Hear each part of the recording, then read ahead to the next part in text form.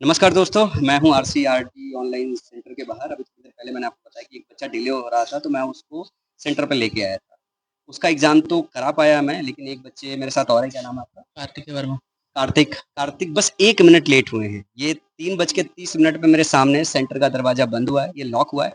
बस 1 मिनट लौटे हैं, क्योंकि ये घंटा घर से आ रहे थे, घर से 1 बजे निकले हुए हैं और 1 बजे निकलने के बाद मैं आपको बताता हूँ कि ये कैसे-कैसे आए। ज़रा बताइए, जब आपका सफ़र यहाँ पहुँचने में कैसा रहा? सबसे पहले मैं घंटाघर गया, वहाँ से मुझे पता नहीं था सेंटर कहाँ पर है, बिल्कुल प्रीव्यू नहीं था। वहाँ से मैं गया वहाँ विजयनगर पे, विजयनगर किसी टेम्पो वाले ने बताया कि भैया यहाँ से नहीं पड़ेगा, तुम्हें जाना पड़ेगा नौबस्ता। फिर वहाँ से घंटाघर आए, घंटाघर से फिर नौबस्ता आए, फिर नौबस्ता से यहाँ पहुँचे। ये नौबस्ता मतलब घंटाघर से नौबस्ता पहुँचे, फिर नौबस्ता से फिर यहाँ आए।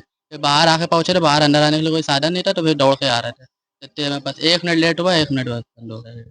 आप सोच के देखो कि एसएससी ने 55 शिफ्ट कैंसिल कर दिया है। थोड़ी देर पहले अभी एसएससी का नोटिस आया हुआ है कि उन्होंने एक्सेप्ट किया है कि रिमोट एक्सेस हो रहा है। रिमोट एक्सेस होने का मतलब समझ रहे हो? ये साफ-साफ एसएससी कह रही है कि एसएससी के कुछ सेंटर पर बाहर से पेपर बच्चों का दिया जा रहा है। वो एग्ज़ाम डिस्टर्ब ना हो, इस वजह से इस टाइम पे कुछ कहना नहीं चाहते हैं। लेकिन वो बाकी बच्चों का पेपर होने दे रहे हैं। इलेक्ट्रॉनिक सिस्टम में उनकी ये पूरी चीज़ कैद हो रही है। बाद में इस चीज़ की इंक्वायरी करेंगे, पकड़ेंगे और उन बच्चों को डिबार करेंगे।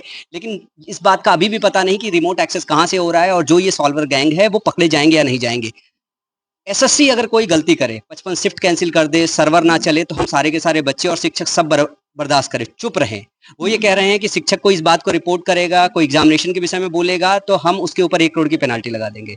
कहीं आजू बाजू दिखाई ना दे, बच्चा कुछ बात ना करे, बच्चा 1 मिनट डिले हो जाए तो उसका पूरा साल बर्बाद कर दे। ये बच्चा तो इसका फर्स्ट अटेम्प्ट है। कल 5 बच्चे इसी सेंटर पे लेट हो गए थे, उसमें से एक बच्चा था जिसका लास्ट अटेम्प्ट था। वो बच्चा पेपर नहीं दे पाया है। उसकी पूरी की पूरी सरकारी नौकरी का जो ख्वाब है, उसी समय 2 मिनट की देरी में दम तोड़ गया।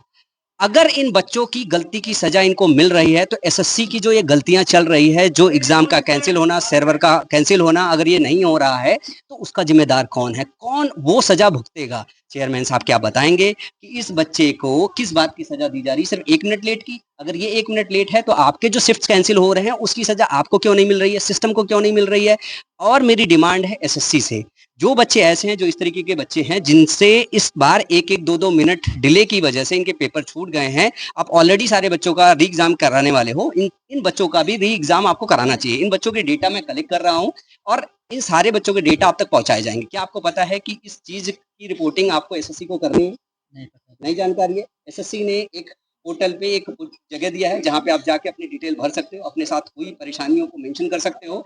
क्योंकि ये वीडियो है, मैं सेंटर के बाहर हूँ, ये वीडियो ऑलरेडी चैनल पे जाएगा, मैं ये वीडियो आपके साथ साझा कर दूंगा। इसको सबूत के फॉर्म में आप उनको सबमिट कर सकते हो कि मैं सिर्फ 1 मिनट डिले पे था। यहाँ पे बहुत सारे लोग हैं, आप ये सारे के सारे लोग भी गवाह हैं इस बात के कि आप सिर्फ 1 मिनट इस सेंटर पे लेट हो। इनके साथ एक और बच्चा था जो 1 मिनट और डिले हुआ है। ये बच्चे 1 मिनट लेट हुए हैं। इसके सिवा एक बच्चा ऐसा और था जो 1 मिनट और डिले हुआ। वो बच्चा चुपचाप शांति से चला गया। उसने अपनी बात तक रिपोर्ट में नहीं दर्ज कराई, मेरे सामने बात भी नहीं की, क्योंकि उसे दहशत है, क्योंकि एसएससी ने ये मना कर रखा है कि कोई बच्चा अपनी बात भी नहीं कहेगा।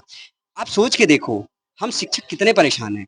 क्या इन बच्चों की आवाज़ हम नहीं उठाएँ तो कौन उठाएगा? मुझे यहाँ पे कोई सोशल मीडिया के इन्फ्लुएंसर्स नहीं दिख रहे हैं, कोई मुझे मीडिया हाउसेस के लोग नहीं दिख रहे हैं।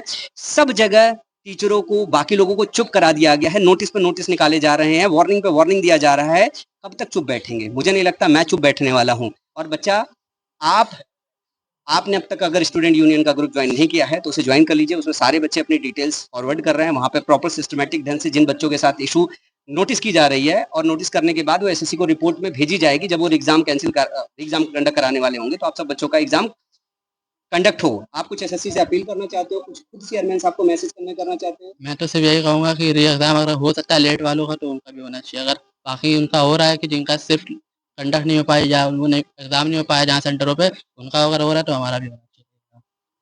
तो मेरी भी चेयरमैन साहब से गुजारिश है, इन बच्चों को कंसिडर किया जाए। इन बच्चों की डिटेल्स हम लोग इकट्ठा कर आप तक पहुंचा रहे हैं और सिस्टम को सुधारिए, एफिशिएंट बनाइए। और अगर इस तरीके से आप शहर से बाहर 40 किलोमीटर देंगे, जहाँ पे गूगल मैप भी सही से यहाँ पे अगर पहुंचा ना पाए तो बच्चे डिले होंगे। एक बच्चे मतलब 1 बजे निकल के और फिर 3:30 बजे में सिर्फ 1 मिनट डिले होने की वजह से बच्चे का पूरा साल बर्बाद हो गया। और ये आपकी जिम्मेदारी है इस बच्चे का साल बर्बाद ना हो।